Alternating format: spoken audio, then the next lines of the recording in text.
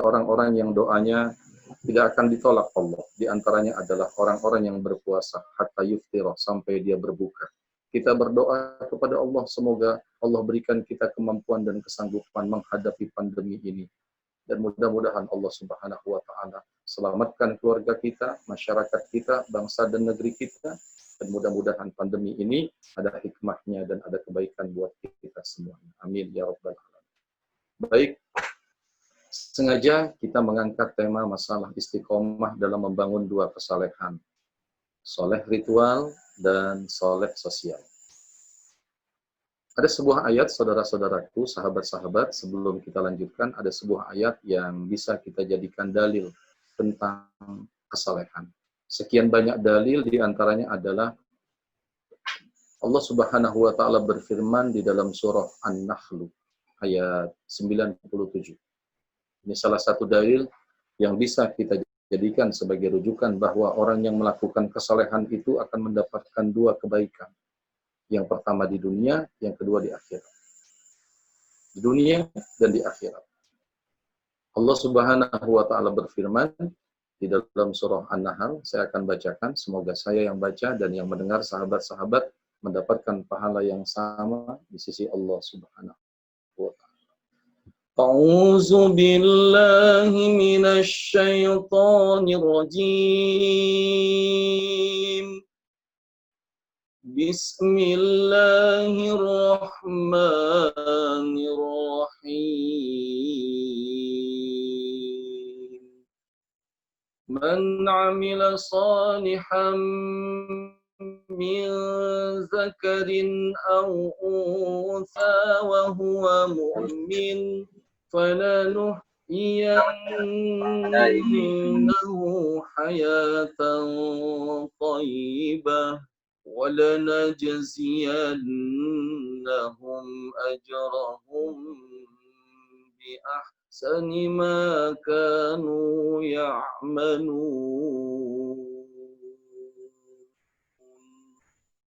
صَدَقَ اللَّهُ الْعَظِيمُ.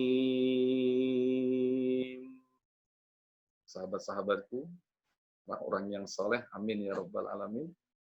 Di dalam ayat ini Allah berfirman, man amila solihan. Siapa saja yang mengerjakan kesolehan, amal soleh. Tapi kita mesti tahu, kebaikan itu bisa disebut amal soleh bila memenuhi persyaratan. Siapa saja yang melakukan kesolehan, baik laki-laki maupun perempuan, wa huwa mu'min. Syaratnya adalah iman. Ini akidah kita. Sebesar apapun, sebanyak apapun kebaikan seseorang, jika yang melakukan kebaikan itu bukan orang yang beriman, maka amalnya tidak bisa disebut amal soleh, maka disebut kebaikan saja. Tapi sekecil apapun kebaikan yang dilakukan oleh orang yang beriman, sahabat-sahabat, Anda semua, sekecil apapun kebaikan Anda dan dikerjakan oleh orang yang beriman, maka kebaikan itu bisa disebut amalun solih, amal yang soleh. Ya. Dan kalau sudah menjadi amal soleh, maka akan mendapatkan balasan dari Allah Subhanahu wa Ta'ala. Bukan akhirat, tapi balasan berikan di dunia. Balasan itu Allah akan berikan di dunia. Di dunia, orang-orang yang mengerjakan amal soleh, falanuhyiyannahu hayatan thayyibah. Kata Allah, kami akan jadikan hidupnya itu baik, hidupnya itu bahagia. Jadi orang-orang yang mengerjakan amal soleh, di dunia, Allah jadikan hidupnya baik. Itu di dunia. وَلَنَجْزِيَنَّهُمْ أَجْرَهُمْ بِأَحْسَنِ مَا كَانُوا يَعْمَلُونَ. Dan di akhirat nanti, kata Allah, pasti kami akan berikan balasan dengan balasan yang lebih besar dari amalnya. Apa artinya, sahabat-sahabat? Kalau kita diberikan kesempatan hidup di dunia, 70 tahun, 80 tahun, atau lebih. Karena rata-rata usia umat Nabi Muhammad SAW Nabi menyatakan inna a'mara ummati baina sittin wa sab'in. Rata-rata usia umatku itu rata-rata 60 tahun sampai 70 tahun. Wa aksar minha aqallu. Kalaupun ada yang lebih dari 70 tahun, kata Rasul, itu hanya sedikit. Coba kita tengok, saudara-saudara kita, siapa yang usianya di atas 70 tahun, kalaupun ada kan pasti sedikit. Mudah-mudahan kita termasuk di dalamnya. Amin ya rabbal alamin. Yang diberikan kesempatan umur panjang, bisa menyaksikan bukan hanya anak-anak kita, sahabat, tapi kita juga melihat nanti cucu-cucu kita yang sukses. Pemimpin bagi orang-orang yang bertakwa. Amin ya rabbal alamin.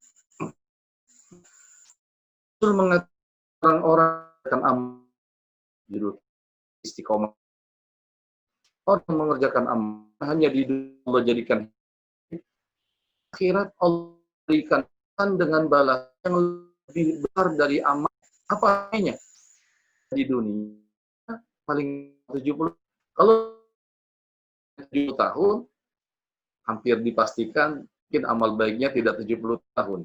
Tidak 70 tahun.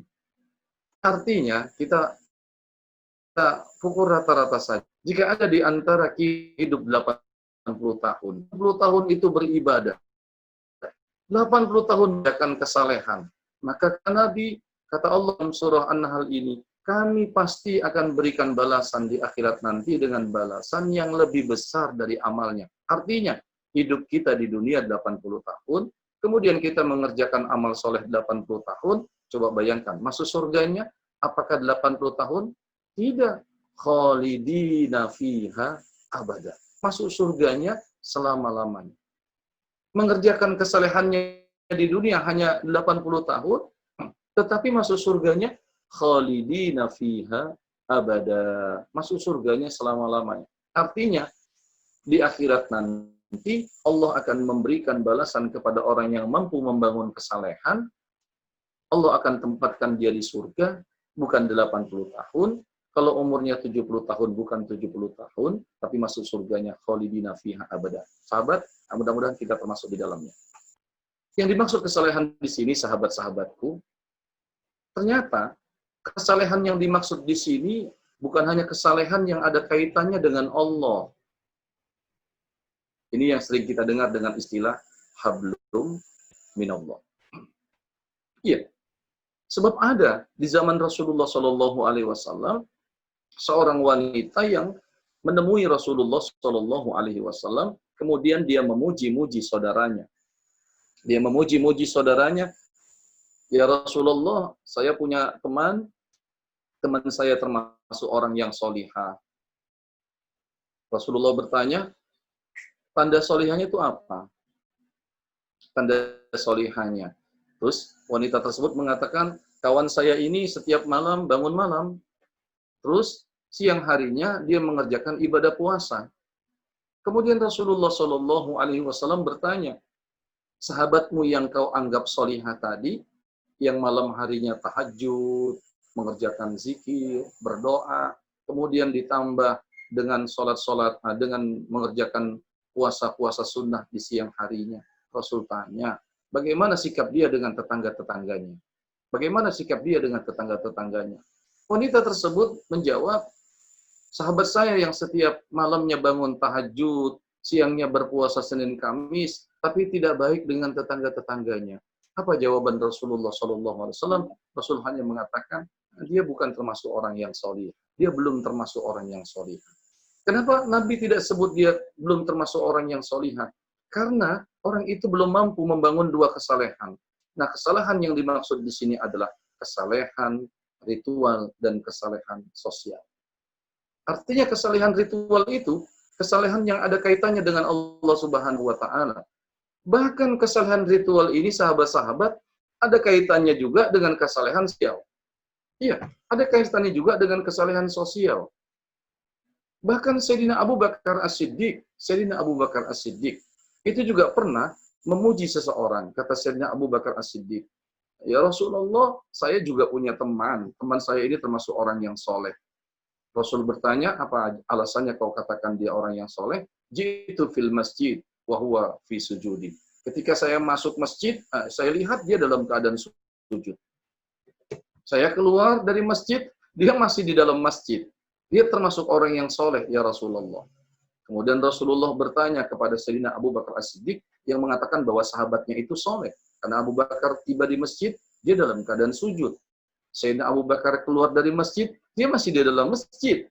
Rasulullah bertanya, wahai Abu Bakar, orang yang kau anggap soleh tersebut, yang ketika kau tiba di masjid, dia sudah lebih dahulu ada di masjid.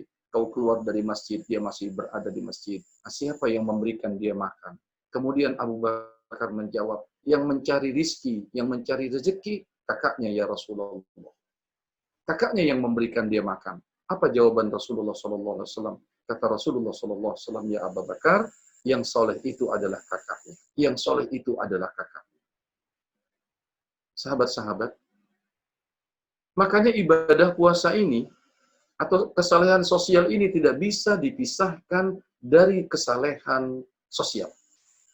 Oleh karenanya, sahabat-sahabat bisa buka surah An-Nisa ayat 36. Di dalam surah An-Nisa ayat 36 ini ada 10 perintah Allah. Ada 10 perintah Allah di dalam surah An-Nisa. Ini bukti kesalehan seseorang apabila mampu melaksanakan 10 perintah Allah. Tapi kalau kita lihat di dalam surah An-Nisa ayat 36 ini, dari 10 perintah Allah ini, hanya 1 yang ada kaitannya dengan Allah. Sedangkan sisanya 9 ada kaitannya dengan sesama manusia. Coba nanti diperhatikan. Artinya apa, sahabat-sahabat? Banyak orang yang mampu membangun kesalehan ritual, tapi gagal. Banyak orang yang mampu membangun kesalehan ritual, tapi gagal membangun kesalehan sosial. Ya. Karena dari 10 perintah Allah dalam surah An-Nisa ini, hanya 1 yang ada kaitannya dengan Allah. Ini yang disebut dengan hablum minallah. Ternyata sisanya 9 lagi, itu hablum minan nas. Bayangkan. 1 kepada Allah. Silakan dibuka. Bismillahirrahmanirrahim. Wa'budullaha wa la tusyriku bihi syai'an wa bil walidaini ihsana وبذي القربى واليتامى والمساكين والجار ذي القربى والجار الجنب والصاحب بالجنب وابن السبيل وما ملكت أيمانكم Inna Allah la yuhibbu man kana mukhtalan fakhura. Sahabat-sahabat, ternyata dari 10 perintah Allah, coba, dari 10 perintah Allah yang Allah perintahkan kepada kita, ingat, ini menjadi ukuran apakah orang tersebut soleh, bukan hanya soleh ritual, tapi soleh sosial. Itu ternyata dilihat dari sini, hanya 1 yang ada kaitannya dengan Allah. Apa itu? Sembah Allah, jangan sekutukan. Sembah Allah, jangan sekutukan. Saya yakin, mampu kita ini sembah Allah. Alhamdulillah. Dengan hidayah Allah, mampu ini orang menyembah Allah, beribadah kepada Allah. Tetapi coba lihat, ketika masuk kepada yang kedua, apakah orang ini soleh? Sholatnya sudah benar. Puasanya sudah benar. Ya, zikirnya sudah benar. Baca Qur'annya alhamdulillah hampir tamat, hampir khatam. Tapi ketika masuk yang kedua, apakah orang itu soleh? Wabil walidaini ihsana. Apakah orang yang soleh ritual itu sudah benar kepada ayah dan ibunya? Sahabat-sahabatku, di zaman Rasulullah Shallallahu Alaihi Wasallam, sahabat-sahabat yang punya uang itu dia tidak diam-diam. Ini kalau di zaman Rasul ini. Ini sahabat-sahabat yang punya uang itu dia tidak diam, dia tidak sembunyikan uangnya. Kalau dia pedagang, dia punya keuntungan, dia tidak sembunyikan keuntungannya. Kalau dia seorang bisnis itu di zaman Nabi, dia punya keuntungan, dia tidak diam-diam. Dan mereka lapor kepada Rasulullah. Ya Rasul, saya pedagang, saya punya untung sekian, sekian, sekian. Ini harta yang saya kumpulkan ini, harus kemana saya infakkan ya Rasulullah? Harus kemana saya infakkan? Siapa sahabat? Sahabat ini, sahabat-sahabat adalah orang-orang yang tidak diragukan keimanannya dan ibadahnya. Kalau sholat jamaahnya, ya tidak diragukan. Mereka adalah orang-orang yang ikut sholat berjamaah bersama Rasulullah. Ya, tidak diragukan. Tapi mereka bertanya kepada Rasulullah, ini saya punya uang, saya punya keuntungan. Supaya tidak salah, uang saya, keuntungan saya ini buat siapa? Sahabat, dia tidak jawab, teman-teman. Rasul tidak jawab. Buat siapa ya? Tidak jawab. Kemudian sahabat bertanya lagi, ya Rasulullah, saya ini punya uang. Kepada siapa saya harus keluarkan uang saya ini? Sampai akhirnya sahabat-sahabat sekalian, teman-teman RNI, Allah turunkan surah Al-Baqarah ayat 215. Sebagai jawaban dari pertanyaan sahabat-sahabat yang bertanya uang saya ini harus dikemanakan. Ya. Ini sahabat yang bertanya ini, yang ibadahnya tidak diragukan. Yang sholat jamaahnya bersama Rasulullah, berada di sop-sop bersama Rasulullah. Yang kalau ada kajian di masjid, mereka adalah orang-orang yang hadir, ikut kajian bersama Rasulullah. Sudah soleh. Tapi bertanya kepada Rasulullah, kemana uang ini harus saya keluarkan? Sampai akhirnya Allah turunkan firman-Nya, surah Al-Baqarah ayat 215. Ayat 215. Jangan-jangan sahabat-sahabat udah hafal semua ayatnya nih. Ya, apa bunyi ayat tersebut? Yas'alunaka maza yunfiqun. Yas'alunaka maza yunfiqun. Qul ma anfaqtum min khairin falil walidain wal aqrabin wal yatama wal masakin wabnis sabil. Wa ma taf'alu min khairin fa innallaha bihi alim. Shadaqallahul azim. Ketika sahabat-sahabat itu bertanya, "Ya Rasulullah, kepada siapa kami berinfak?" Apa jawaban dari Allah Subhanahu wa taala? Qul ma anfaqtum min khairin falil walidain. Yang pertama, hartamu kau berikanlah buat orang tuamu. Bayangkan saudara. Falil walidain wal aqrabin, buat kerabat-kerabatmu. Wal yatama, buat anak-anak yatim. Wal masakin, buat orang-orang yang miskin. Wabnis sabil, buat orang yang sedang menempuh perjalanan jihad di jalan Allah. Artinya, sahabat-sahabatku, kita diperintahkan untuk tetap istiqomah membangun dua kesalehan ini.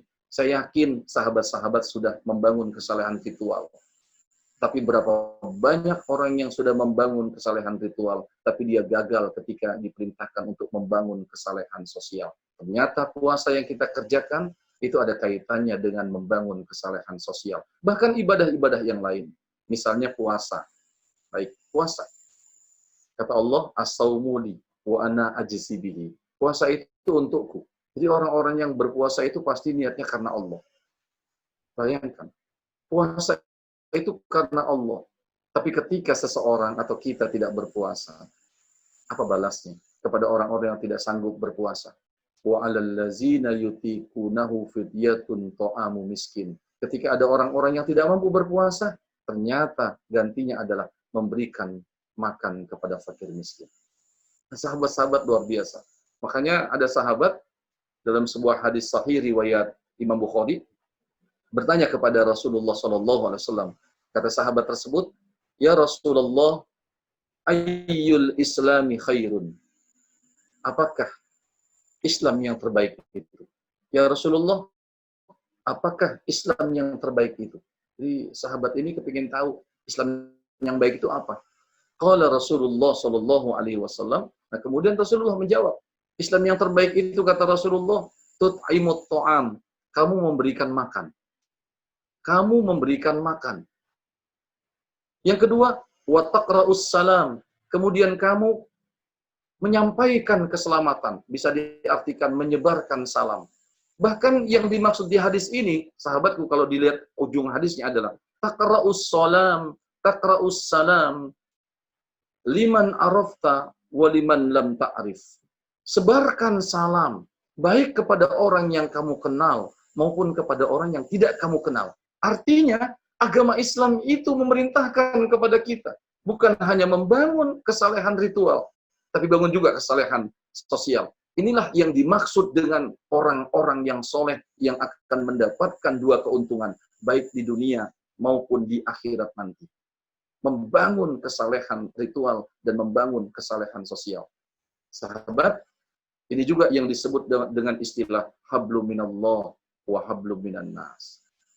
Jika ada orang yang bertanya, kenapa saya masih susah? Kenapa saya kok masih seperti ini? Itu mungkin sesuai jawabannya dengan surah Ali Imran ayat 112. Duribat alaihimuz zillatu aina masukifu illa bihabli minallah wa habli minan nas.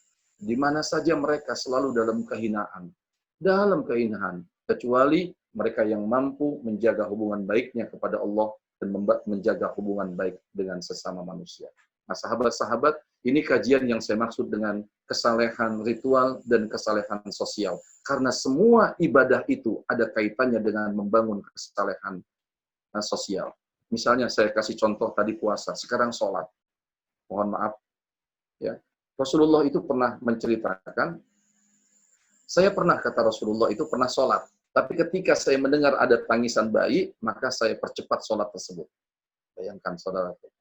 Jadi artinya, tetap kesalehan sosial itu tetap diikut sertakan dalam membangun kesalehan ritual.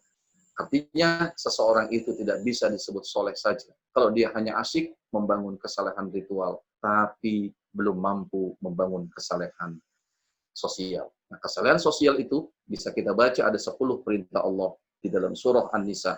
Sekarang introspeksi diri kita, apakah kita ini sudah benar-benar membangun kesalehan yang diperintahkan Allah, 10 perintah Allah ini yang terdapat dalam surah An-Nisa ayat 36, mulai dari beribadah kepada Allah, berbuat baik terhadap sesama manusia, bil walidaini ihsana wa bizil qurba, bagaimana kesalahan kita dengan kerabat, wal yatama dengan anak-anak yatim, wal masakin, bagaimana kesalahan kita dengan orang miskin, bahkan wal jari zil qurba, bagaimana dengan tetangga yang dekat, wal jaril junub, bagaimana dengan tetangga yang jauh.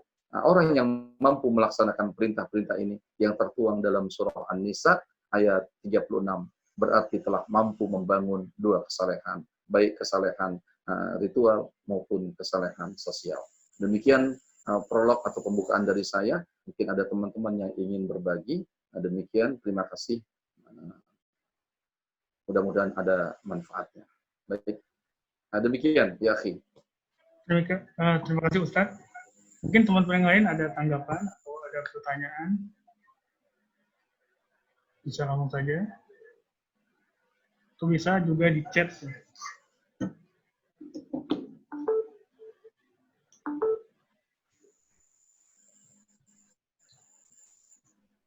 Alhamdulillah, sudah banyak yang ikut ya. Alhamdulillah. Masya Allah. Jadi taman surga ini tempatnya nih. Akhwatnya, ini ada yang berdua ini, Masya Allah. Lestari Dewi ya. Terbaca namanya, Allah Akbar. Siapa lagi sampingnya tuh? Masya Allah. Betul-betul jaga. Ya. Ini kalau nggak ada yang bertanya, saya mau bertanya, Ustaz. Ya, silakan ya, akhi. Ini kan saat ini kan dalam pandemi ya. Apalagi sebentar lagi kita berlebaran. Kan kita selalu sholat di rumah. Apalagi nanti Idul Fitri juga kita sholat di rumah. Ada nggak sih Ustadz, kita kan biasa sholat Idul Fitri itu berjamaah gitu kan, sedangkan nanti di rumah panduannya gitu dari Ustadz. Ya. Baik, sholat Idul Fitri ini sholat yang dianjurkan oleh Rasulullah SAW. Dalam keadaan normal, wanita-wanita saja, bahkan bukan hanya wanita yang dalam keadaan suci, wanita-wanita yang dalam keadaan haid sekalipun diperintahkan untuk diikut sertakan, tapi tidak sholat, tapi hadir saja di situ. Begitulah dalam keadaan normalnya. Tapi agama Islam ini agama yang mengikuti situasi dan kondisi. Hukumnya memang sudah ada. Tetapi pada saat-saat tertentu, itu kadang-kadang ada yang dimaksud dengan sesuai dengan situasi dan kondisi. Maksudnya gini, supaya kita nanti tahu, babi memang diharamkan. Ya, babi memang diharamkan. Tapi dalam saat-saat tertentu, babi itu dibolehkan dalam keadaan darurat. Nah, kemudian ada seorang sahabat, saya kasih contoh lagi supaya jelas nanti bagaimana Idul Fitri dalam keadaan pandemi. Ada seorang sahabat yang melakukan hubungan suami istri di saat berpuasa. Kan kita tahu, orang yang melakukan hubungan suami istri dalam keadaan berpuasa, dendanya apa? Dendanya itu yang pertama adalah puasa 2 bulan berturut-turut. Ya, puasa 2 bulan berturut-turut. Kalau seandainya tidak bisa berpuasa 2 bulan berturut-turut, it'amu sittina miskinan, memberikan makan kepada 60 fakir miskin. Ini hukum. Tapi pernah kejadian, ternyata hukum itu berubah. Pernah kejadian dialami oleh sahabat yang tiba-tiba datang menghadap Rasulullah, kemudian dia mengatakan, ya Rasulullah, ini waqa'tum ra'ati wa ini sha'im. Ya Rasul, waqa'tum ra'ati wa ana sha'im. Ini bahasanya tidak vulgar ya. Walaupun dia menceritakan tentang bahwa dia melakukan hubungan badan dengan istrinya di bulan puasa. Tapi dia tidak mengatakan berhubungan, tapi dia mengatakan waqa'tum ra'ati, saya terjatuh. Saya terjatuh atas istriku sendiri padahal saya dalam keadaan berpuasa. Rasul sudah ngerti. Ya, sahabat-sahabat juga kan pasti ngerti ya.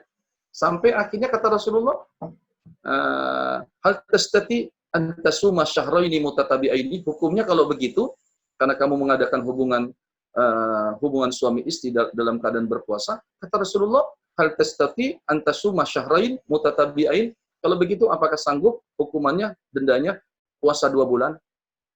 Apa jawab sahabat ini? Ya Rasulullah, jangankan 2 bulan, yang 1 bulan aja saya termasuk orang yang nggak kuat berpuasa.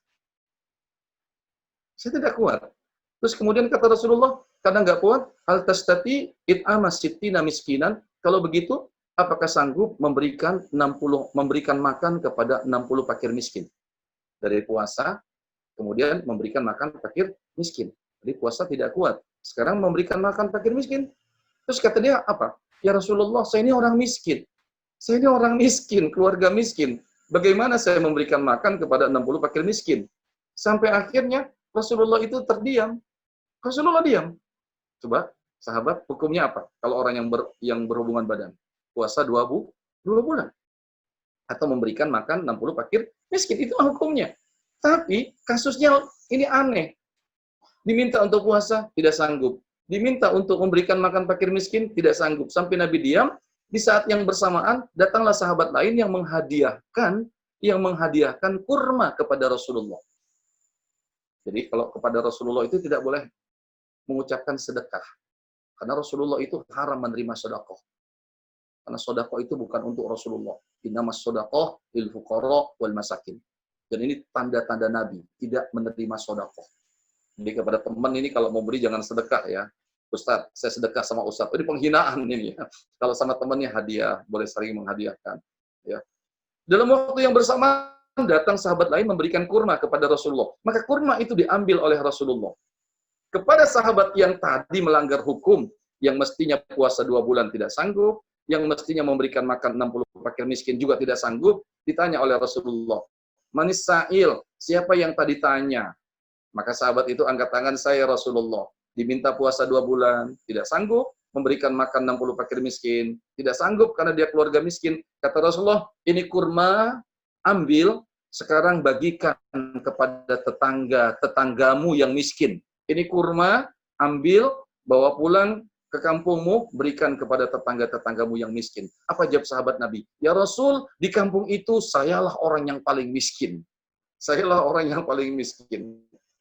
Apa kata Rasulullah kepada sahabat tadi? At'im akhlak. Kalau begitu, sekarang bawa pulang ke rumahmu kurma ini, beri makan keluargamu. Sahabat, begitu juga tentang kedudukan kita sekarang ini pandemi. Normalnya yang wanita dalam keadaan haid saja, wanita-wanita, ini kalau dalam keadaan Idul Fitri, dianjurkan keluar. Tapi tetap tidak boleh melakukan sholat. Hanya kumpul saja. Kenapa? Untuk mensyiarkan agama. Sholatnya tidak boleh, tapi takbirnya kan boleh. Itu normalnya. Tapi sekarang dalam keadaan pandemi, social distancing, kita mesti patuh ini. Nah, bagaimana caranya? Maka sholat Idul Fitri ini, menurut pendapat Al-Imam Asy-Syafi'i, itu seperti sholat biasa. Yang pertama, seperti sholat biasa. Seperti sholat biasa. Ya, ini yang pertama. Yang kedua, sholat Idul Fitri itu beda. Bedanya di mana? Bedanya ada yang ditambah dengan takbir az-zawaid. Apa itu takbir az-zawaid? Tambahan 7 takbir di rakaat pertama.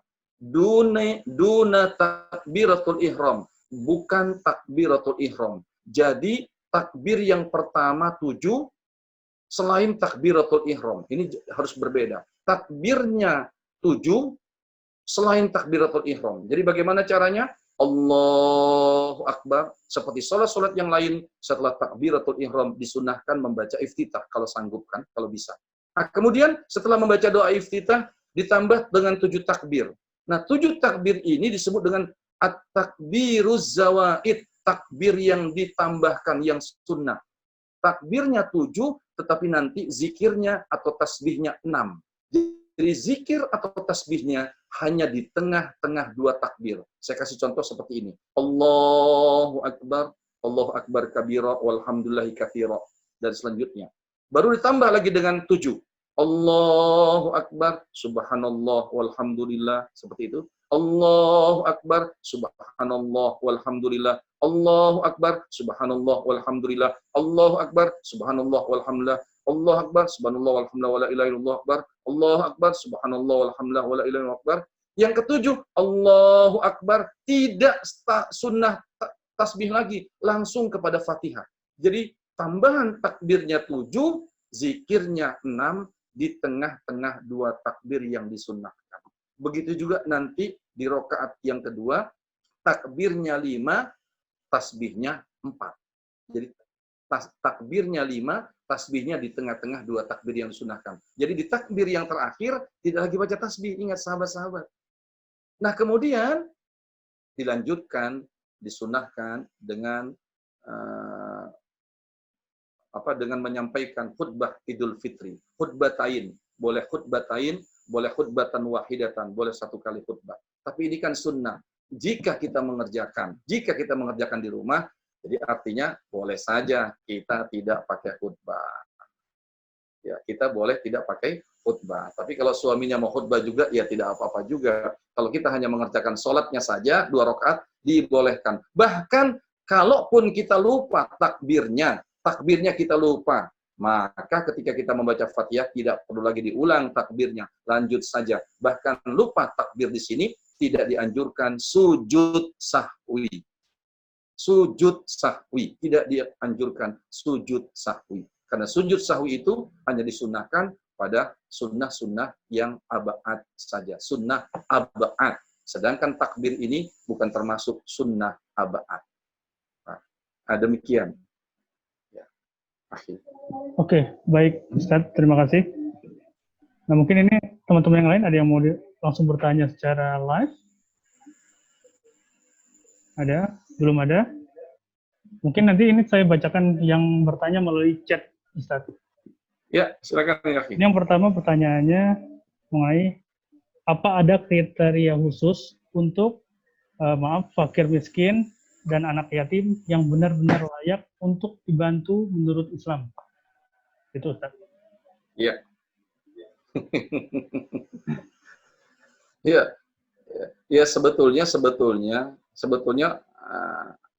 banyak definisi-definisi tentang orang yang miskin, orang yang fakir. Orang yang miskin itu orang yang punya penghasilan, tetapi penghasilan tersebut tidak bisa mencukupi kehidupannya. Fakir lebih dari itu lagi. Kalau miskin itu, kamu miskin, masih punya penghasilan, tapi penghasilannya tidak cukup. Mungkin penghasilannya cuma sekian, ternyata pengeluarannya lebih besar. Termasuk yang miskin. Nah, begitu juga orang yang fakir, lebih dari itu lagi. Ya, seperti itu. Nah, jadi, kalau kita melihat ada orang-orang semacam itu, maka dia termasuk al-fuqara wal masakin. Demikian. Oke, baik. Ini pertanyaan selanjutnya, Ustaz ya? Ya, silakan. Ini boleh nggak sih kita menyedekahkan rezeki kita ke orang tua kita yang sudah tidak bekerja. Bagaimana hukumnya dalam Islam? Apakah itu termasuk sedekah? Karena masuknya ke keluarga sendiri. Itu sih, Ustaz. Ya. Kalau kepada orang tua, tadi memang ada ayatnya, tapi bukan mengeluarkan zakat. Itu kewajiban kita. Ada kewajiban yang tidak bisa putus itu sampai kapanpun, termasuk kepada orang tua. Jadi kalau orang tua tersebut, tadi kan saya katakan, innamas shadaqatu lil fuqara wal masakin. Itu ada 8 asnaf yang wajib menerima zakat. Orang tua tidak termasuk di 8 asnaf tersebut. Bahkan termasuk orang yang durhaka ketika dia mengatakan ini zakat buat orang tua saya. Tidak. Orang tua itu bukan termasuk yang 8 asnaf yang wajib menerima zakat. Di luar itu. Sama juga kedudukannya dengan anak-anak kita. Ya. Jadi orang tua itu tidak termasuk di situ. Jadi orang tua itu di luar yang 8 asnaf. Yang 8 asnaf itu kan termasuk orang-orang yang wajib menerima zakat. Nah, orang tua bukan termasuk salah satu dari 8 asnaf tersebut. Jadi kalau kepada orang tua, itu betul-betul memang kewajiban kita. Kewajiban setiap hari. Kalau zakat itu kan, sahabat-sahabat, dia ketika sudah masuk nisabnya dan ketika sudah masuk haulnya. Artinya kalau nisabnya sudah masuk, kemudian sudah 1 tahun, maka dia wajib mengeluarkan zakatnya. Sedangkan kepada orang tua, jangankan masuk nisabnya, kita punya uang, kita kurang aja kalau buat orang tua. Kaki buat kepala, kepala buat kaki. Itu orang tua. Jangankan kita ini punya gitu kan, nggak punya saja. Ingat kisah tentang 3 orang yang terkurung dalam goa, ya. Ingat ada 3 orang yang terkurung dalam goa, kemudian dia bertawasul dengan amal ibadahnya. Di antara yang bertawasul itu ketika dikurung dengan goa itu tidak bisa terbuka karena batunya berat. 1 orang tawasul. Apa tawasulnya? Ya Allah, saya ini punya orang tua. Setiap saya pulang membawa susu, saya tidak pernah memberikan susu ini kepada anak-anakku, tapi saya akan berikan lebih dahulu kepada ibuku, karena ibuku tinggal bersamaku. Ingat ceritanya kan ya gitu ya.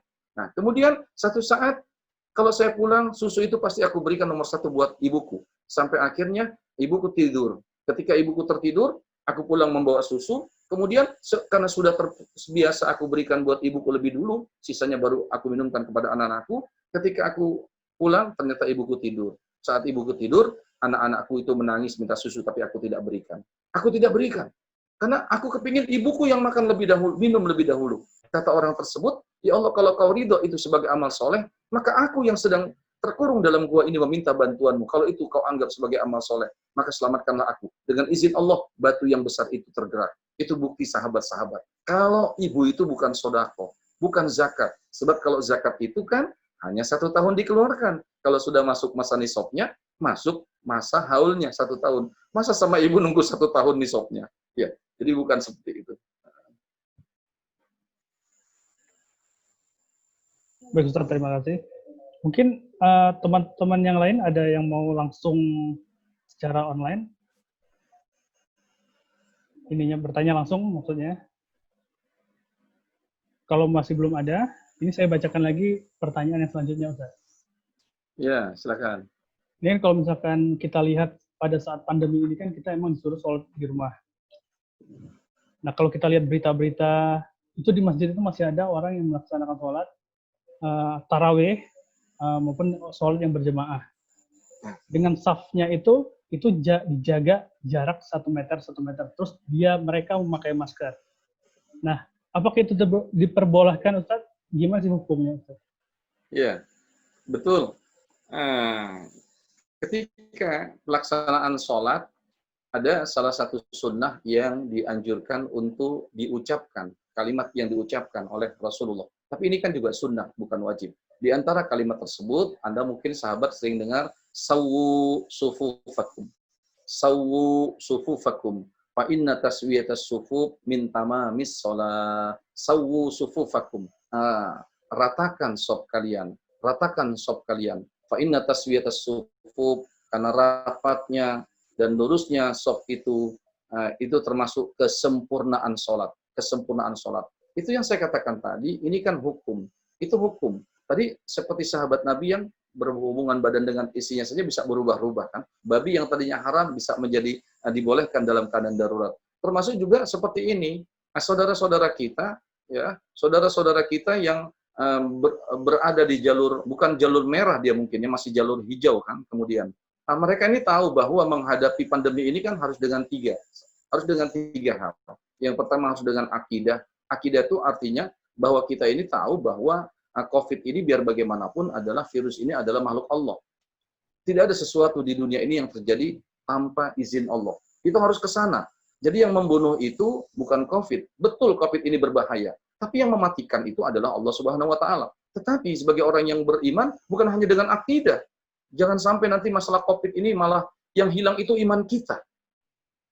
Jadi lebih takut kepada COVID, takutnya kepada COVID lebih besar takutnya kepada Allah. Iya, yang pertama akidah seperti itu. Innama amruhu iza arada syai'an ayyakula lahu kun fayakun. Tapi yang kedua, pandanglah COVID itu dengan syariah, dengan fikih. Apa maksudnya dengan fikih?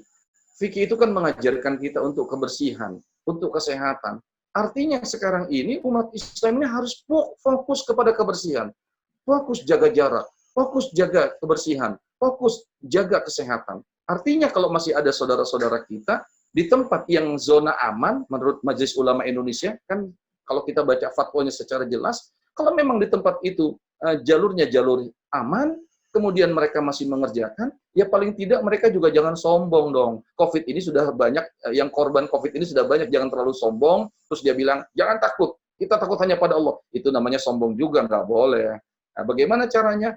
Ya mungkin seperti tadi, dia masih sholat jaga jarak, meskipun di dalam keadaan normal itu tidak boleh sab-sab renggang tersebut, tetapi kan ini dalam keadaan darurat dan sebagainya. Jika di tempat itu masih dalam keadaan batas normal dan pelaksanaan sholat masih dibolehkan.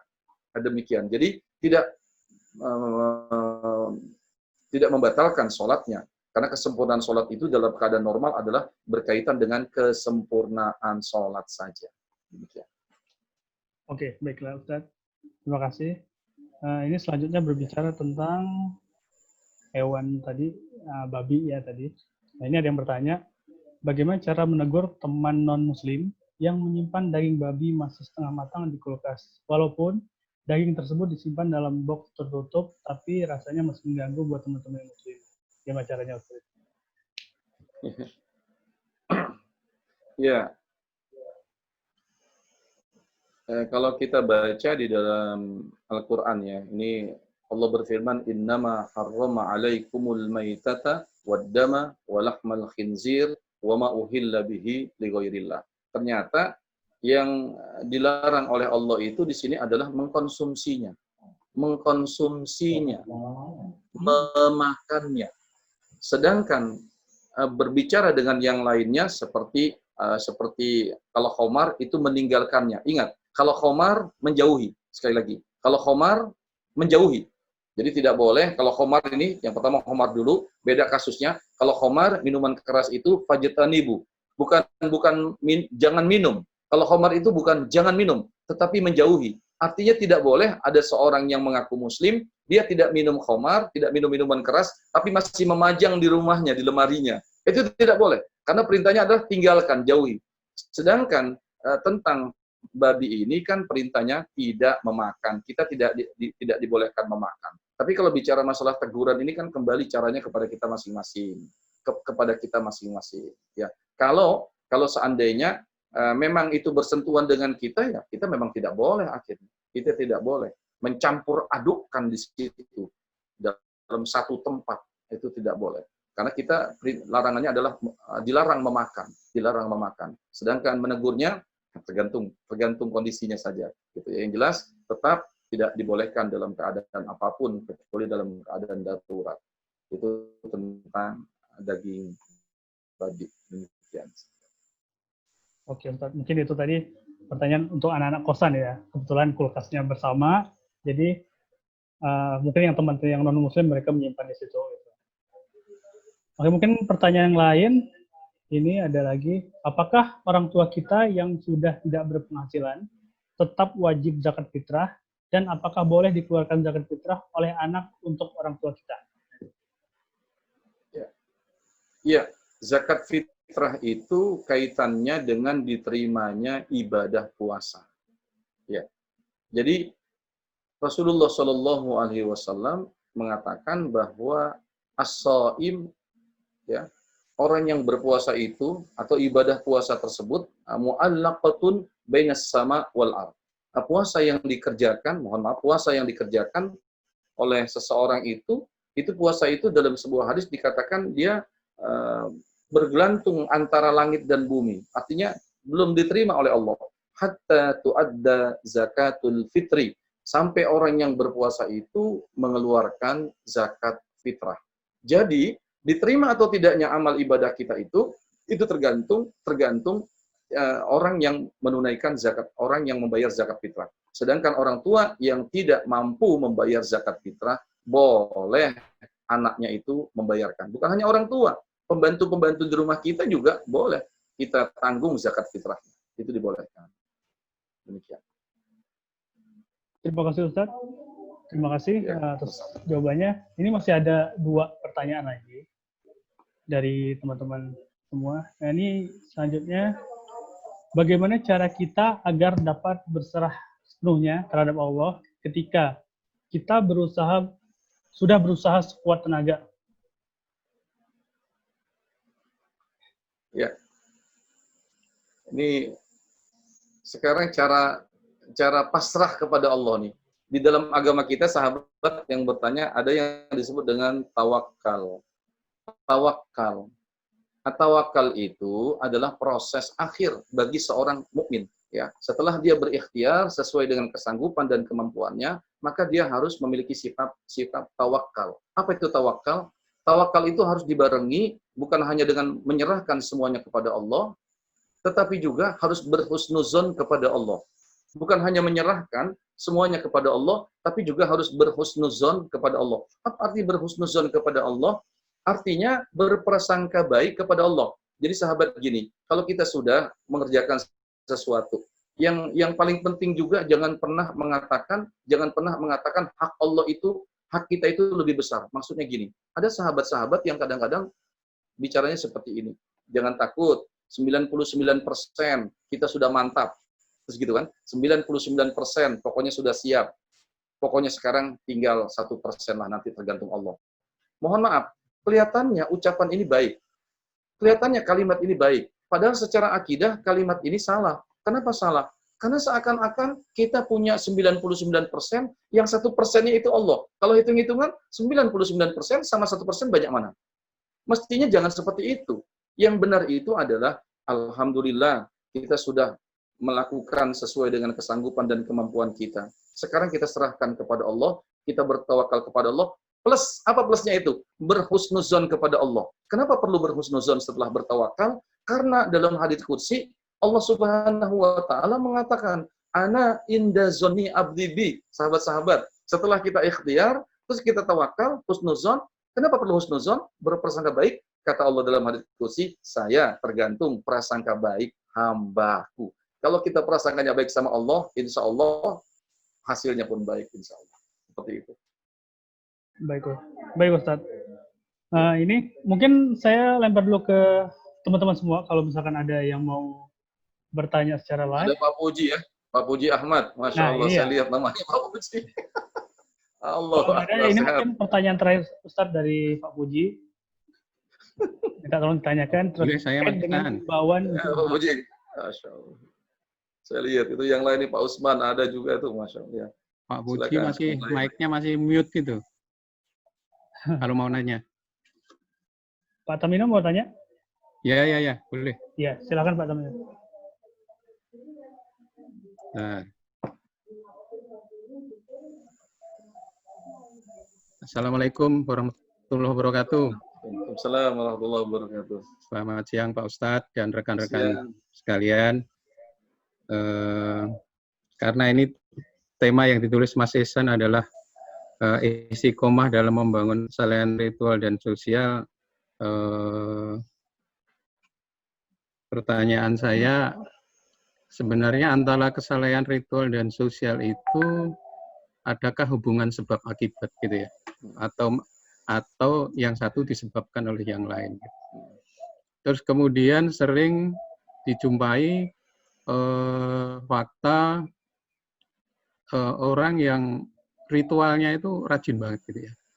Tekun ibadahnya itu di mata awam Pak ya, di mata yang normal ya. Yang ditandai dengan misalnya ke masjid rajin, sholat rajin, dan sebagainya. Tetapi kemudian kesalahan sosialnya kesalahan sosialnya tidak begitu kelihatan gitu. Kadang-kadang malah agak kontra. Saya paling tidak 2 kali yang saya tahu kejadian yang ada itu. Ini ada yang saya lihat ritualnya cukup bagus, termasuk pengurus takmir, gitu. Tapi kemudian ada kejadian yang kemudian terpaksa ya kejadian yang tidak enak, terpaksa yang bersangkutan harus menerima sanksi, misalnya seperti itu. Ini kemudian bagaimana ya supaya kesalahan ritual itu mengejawantah menjadi kesalahan sosial. Kemudian apakah di dalam surat Al-Ma'un yang menyebutkan celakalah orang-orang yang sholat, kemudian yang lalai dari sholatnya itu, apakah termasuk dalam pemahaman atau tafsirnya bisa sampai ke sini itu maksud kami. Demikian kira-kira Pak Ustadz, terima kasih. Assalamualaikum warahmatullahi wabarakatuh. Assalamualaikum warahmatullahi wabarakatuh. Ya, tentang kesalahan ritual dan sosial ini kan 2 hal yang selalu digandengkan oleh Allah Subhanahu wa taala. Ya. 2 hal yang selalu digandengkan.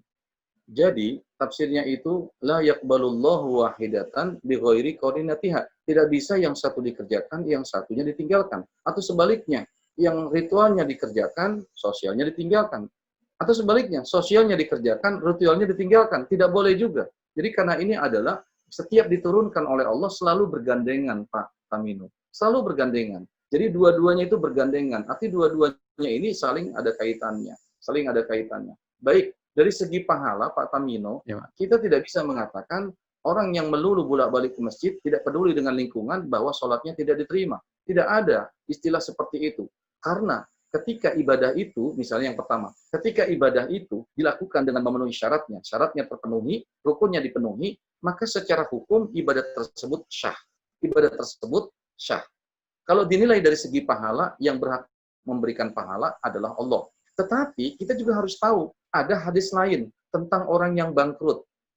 Ketika sahabat-sahabat itu dikasih tahu sama Rasulullah, tahukah kamu siapa orang yang bangkrut? Sahabat-sahabat itu menjawab. Sahabat-sahabat itu ternyata kayak kita juga. Jawabannya ada yang salah. Kata sahabat, orang yang bangkrut itu ya orang yang tidak punya harta. Kalau dagang itu modalnya ludes. Tapi kata Nabi bukan itu. Kata Rasul, innal muflisa min ummati, ini tentang kesalehan ritual dan kesalehan sosial. Kata Rasul, innal muflisa min ummati mayyati yaumal qiyamati bisolatin wa siyamin wa zakatin. Umatku yang datang pada hari kiamat membawa pahala sholat. Artinya orang tersebut berhak mendapatkan pahala dari ibadahnya. Tetap ibadah itu tidak ketukar. Albirru la yabla, wa zambu la yunsa. Kebaikan itu tidak akan dilupakan pahalanya. Wa zambu la yunsa. Dosa itu pun sebaliknya tidak akan dilupakan balasannya jika yang membuat dosa itu tidak bertobat. Wa dayyanu la yamut. Karena Allah yang Maha Pembalas itu dia tidak mati. I'mal masyi'ta. Sekarang silahkan lakukan apa yang kau lakukan. Tapi kata Nabi, kama tadi nutudan. Sebagaimana kau berbuat, kau akan mendapatkan balasan dari perbuatanmu. Wa may ya'mal misqala dzarratin khairan yarah. Nah tadi, orang yang mengerjakan sholat, kata Nabi bisa jadi orang yang bangkrut. Kata Nabi, ada orang yang datang pada hari kiamat, membawa amal sholatnya, puasanya. Tapi kata Nabi, tapi sayang dia masih mengerjakan 3 hal yang membuat dia bangkrut. Apa 3 hal itu? Syatama, mencaci maki. Wa qazafa, menuduh-nuduh saudaranya. Wa akala mala haza, memakan harta yang bukan miliknya. Kata Nabi, si fulan yang datang tadi membawa amal, pahalanya banyak, diambil oleh Allah, diberikan buat orang yang ia sakiti di dunia. Akhirnya pahalanya habis, datang lagi orang lain, ternyata pahalanya sudah habis. Di dalam hadis sahih ini, akhirnya dosa orang lain tersebut malah ditimpakan kepada orang yang tadi ahli sholat, ahli puasa. Ini yang saya katakan, ritual dan sosial ini adalah dua hal yang selalu disejajarkan, digandengkan oleh Allah Subhanahu wa taala. Makanya Pak Tamino, mohon maaf Pak Haji, semua ibadah ritual itu pasti ada kaitannya dengan ibadah sosial. Misalnya gini, Pak Haji Tamina mengerjakan umroh. Ketika umroh itu kita melanggar sesuatu yang dilarang ketika berihram, apa tebusannya? Apa umroh lagi? Bukan. Apa baca Quran? Bukan. Apa sholat sunnah? Bukan. Tapi melanggar ihram itu dengan cara membayar dam. Apa dam? Sembelih seekor kambing. Artinya, begitulah agama kita. Mensejajarkan antara kedua-duanya. Bahkan, mohon maaf, ketika orang melaksanakan sholat, ini kan ritual. Ketika dia sholat, tiba-tiba ada seorang yang buta, sedang jalan. Seandainya kita diam, orang yang buta tersebut masuk ke dalam sumur dan akan jadi korban. Maka kita menjadi zalim. Maka saat itu pun ketika kita sedang ritual, jadi artinya ritualnya tetap dikerjakan dulu. Kalau sudah datang panggilan. Tapi ketika ada masalah ritual, maka orang yang sholat tersebut boleh meninggalkan sholatnya dulu untuk menyelamatkan jiwa yang hampir jatuh ke dalam sumur tersebut.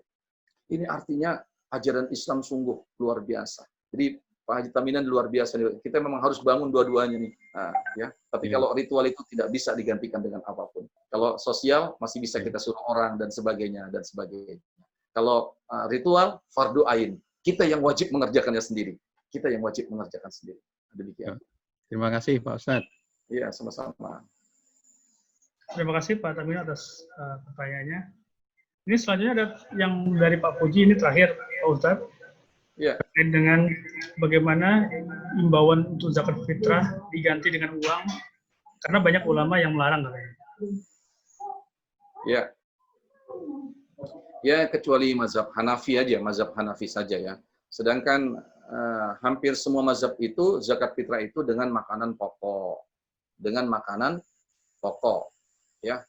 Jadi makanan pokok itu tergantung apa yang dimakan di wilayahnya masing-masing. Tetapi, nah, ingat tadi saya katakan fikih itu sesuai dengan akadnya, ya akhi. Segala sesuatu itu diniat berdasarkan akadnya, niat dan akadnya. Niat, akad. Niat itu niat kita. Yang kedua adalah akadnya. Akad itu transaksi. Ya, transaksi. Nah, jadi bagaimana caranya nih? Nah, di dalam kalau kita belajar ilmu syariah ini, ya akhi, itu ada cara-caranya. Bagaimana caranya sekarang kan orang lebih banyak membutuhkan uang misalnya gitu kan, ketimbang sembako. Bahkan di kampung saya aja, kadang-kadang saya ketawa. Kita bagi-bagi sembako, wah kemarin sudah dapat nih sembako dari yang lain, uangnya mana nih buat ini, buat beli ini. Waduh, bukannya bersyukur, jadi memang seperti itu. Nah, gimana caranya itu? Caranya tetap di akadnya ya akhi. Akadnya itu bagaimana? Ya, panitia masjid itu siapkan berasnya saja. Siapkan berasnya saja. Kemudian akad pertamanya itu adalah membeli beras buat zakat. Nanti uangnya disiapkan buat sebagai pengganti itu, sebagai pengganti. Ya. Tapi niatnya tetap, jadi membeli dan mengeluarkan zakat. Seperti itu. Ya. Meskipun demikian, ada juga pendapat yang membolehkan. Seperti, mohon maaf, zakat perdagangan.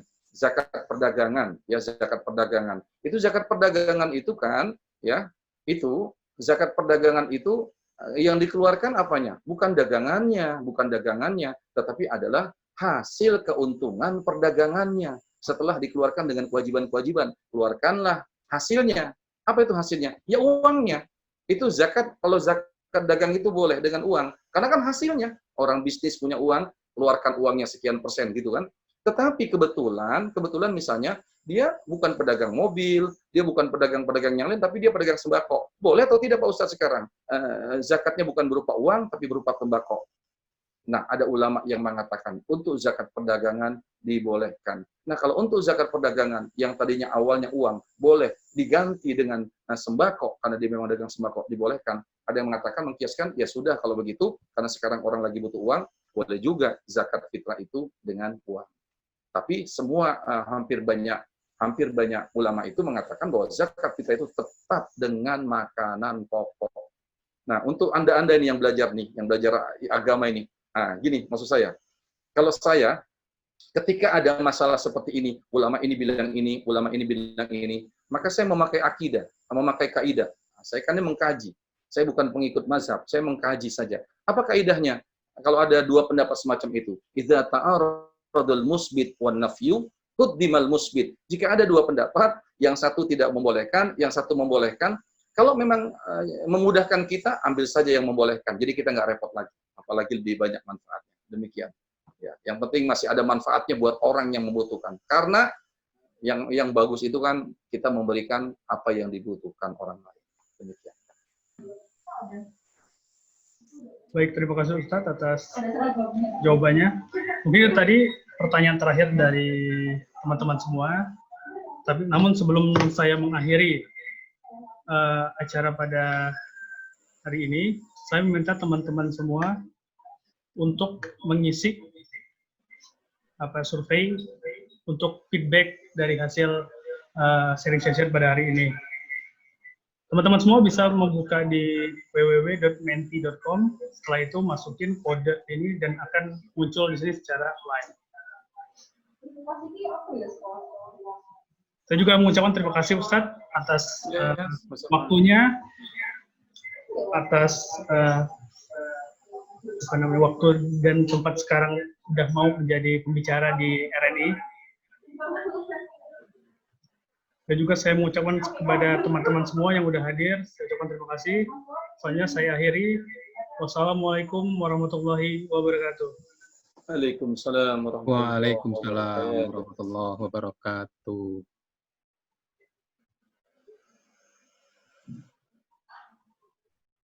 Terima kasih Mas Ihsan. Terima kasih. Mungkin teman-teman yang lain yang belum mengisi, saya tunggu untuk mengisi.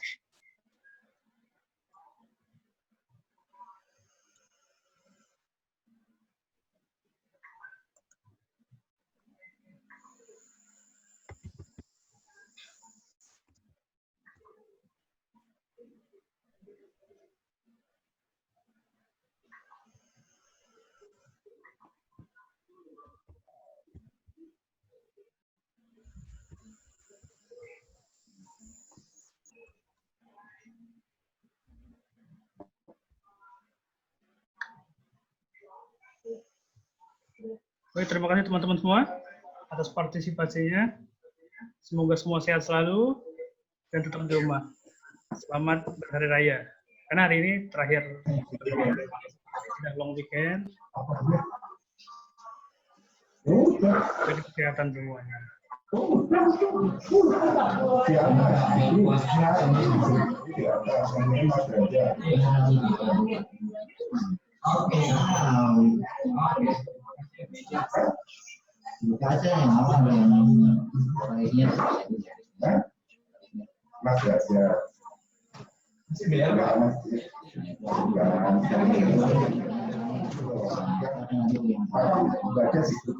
Sudah ya. Siapa Tam?